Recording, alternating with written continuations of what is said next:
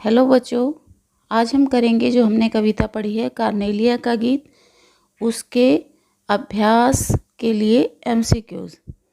तो एक एक प्रश्न मैं पढ़ती जाऊंगी, साथ ही आपको उसका उत्तर बताती जाऊंगी। कहीं एक्सप्लेनेशन की ज़रूरत होगी तो वो भी मैं साथ साथ बताती जाऊंगी। तो चलिए शुरू करते हैं। पहला प्रश्न है, कार्नेलिया का गीत के रचयिता कौन है? रचयिता मतलब किसने लिखा है? आंसर है इसका ऑप्शन ए, जयशंकर प्रसाद। अगला प्रश्न है, कार्नेलिया का गीत किस नाटक से लिया गया है? इसका आंसर है ऑप्शन ए, चंद्रगुप्त नामक नाटक से लिया गया है।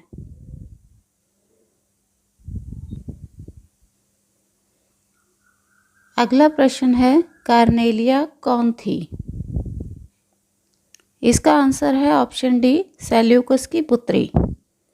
जैसा कि हमने चंद्रगुप्त नाटक को पढ़ते समय जाना कि सिकंदर के सेनापति का नाम था सेल्यूकस और सेल्यूकस की पुत्री का नाम था कार्नेलिया।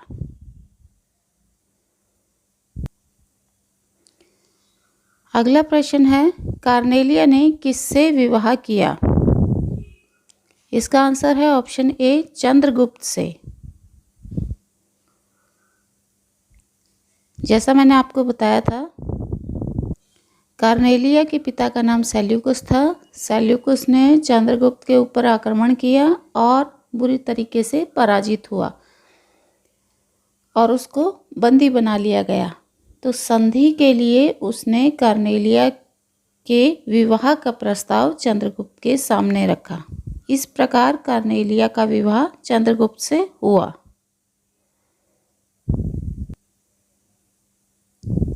क्वेश्चन नंबर 5, सेल्यूकस कौन था? सेल्यूकस सिकंदर का सेनापति था, इसलिए इसका ऑप्शन है ऑप्शन बी।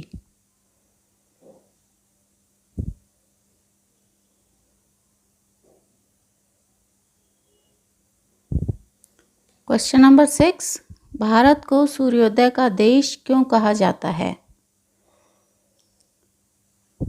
इसका उत्तर है ऑप्शन ए, भारत में पश्चिम से जल्दी सूर्योदय होता है। अरुण जिस शब्द का प्रयोग है इस कविता की शुरुआत में, वो अरुण उगते हुए सूर्य को कहते हैं। तो कार्नेलिया ने अरुण शब्द का प्रयोग करके ये दिखाया है कि भारत जो है सूर्योदय का देश है। क्योंकि कार्नेलिया पश्चिम से संबंधित थी, तो उनकी तुलना में भारत में सूर्योदय जल्दी होता है, इसलिए उसने भारत को सूर्योदय का देश कहा। प्रश्न नंबर 7, अनजान क्षितिज को मिलता एक सहारा। ये कविता की एक पंक्ति है, इससे क्या मतलब है? इसका मतलब है कि भारत में कोई अनजान व्यक्ति भी आकर सहारा ढूंढे तो यहाँ के लोग इतने करुण दिल हैं कि उसे भी सहारा देंगे, उसकी भी सहायता करेंगे। तो इसलिए इसका उत्तर है ऑप्शन ए, भारत में अनजान लोगों को भी सहारा मिलता है। प्रश्न नंबर 8, सरस तामरस गर्भ विभा में किसका वर्णन किया गया है? अब इन दो पंक्तियों में पेड़ों की चोटियों का भी वर्णन है, सूर्य की लालिमा का भी वर्णन है। सूर्योदय का वर्णन तो पूरी कविता में है, लेकिन इस पंक्ति में सरस तामरस, तामरस कहते हैं कमल के फूल को, इसलिए इसका उत्तर होगा ऑप्शन बी, तालाब में खिले हुए कमल के फूलों का। प्रश्न नंबर 9, इंद्रधनुष के रंग किसके लिए प्रयुक्त किया गया है? इसका उत्तर है ऑप्शन ए, पक्षियों के रंग बिरंगे पंख। सूर्योदय होते ही बहुत से रंग बिरंगे पंखों वाले पक्षी इधर से उधर उड़ने लगते हैं, जिनको देख करके कार्नेलिया ने उन पक्षियों के पंखों को इंद्रधनुष के रंगों वाला कहा है।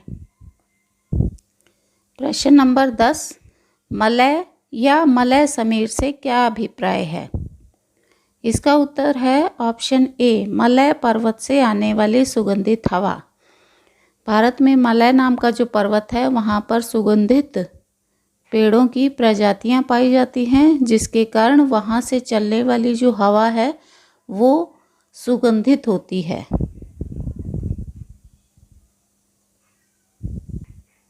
प्रश्न नंबर 11 है, पक्षी भारत की ओर मुंह करके क्यों उड़ रहे हैं? इसका उत्तर है ऑप्शन बी, उनको भारत में अनुकूल परिस्थितियां मिलती हैं। भारत केवल व्यक्तियों को ही नहीं, हर प्रकार के पशु पक्षियों को भी आश्रय प्रदान करता है। भारत में पाई जाने वाली परिस्थितियां अधिकतर प्राणियों के लिए अनुकूल हैं।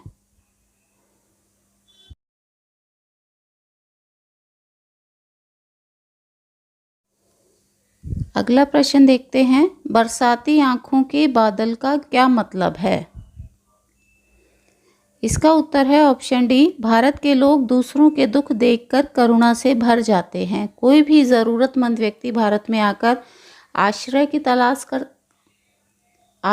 तलाश करता है या सहायता की उम्मीद से आता है तो भारत उसे कभी भी निराश नहीं करता।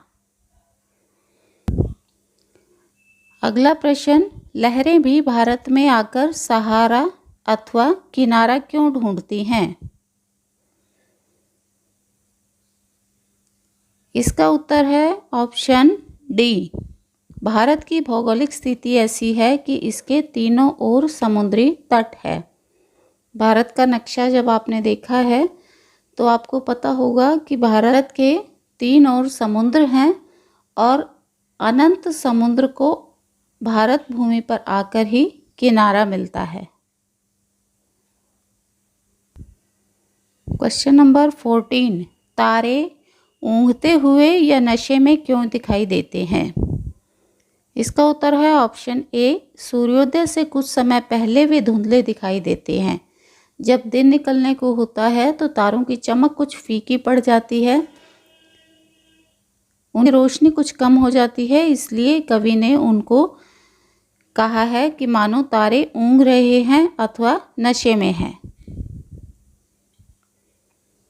क्वेश्चन नंबर 15, उषा क्या करती है?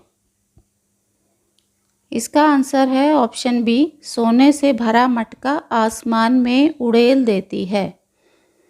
यह जैसा कि आप जानते हैं उषा सुबह को कहते हैं।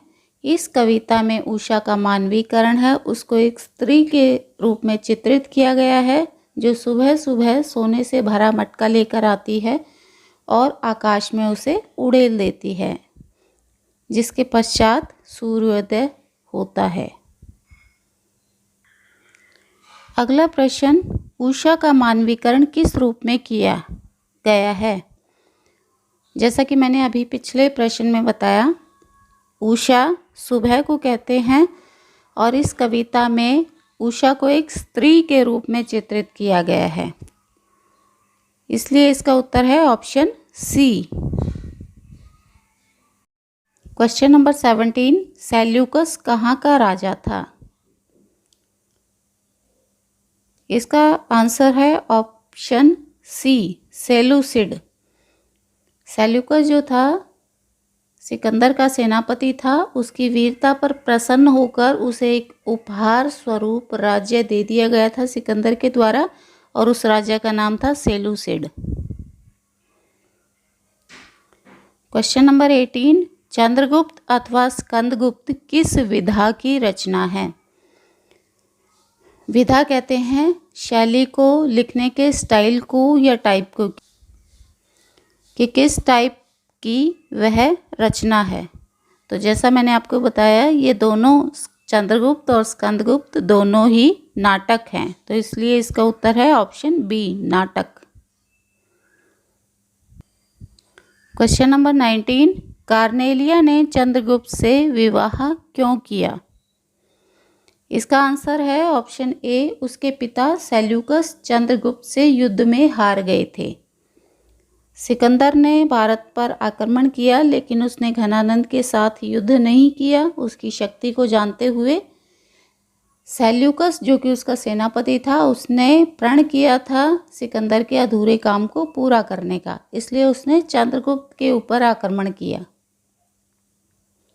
लेकिन उस युद्ध में वह पराजित हुआ और संधि स्वरूप उसे अपनी पुत्री कार्नेलिया का विवाह चंद्रगुप्त से करना पड़ा।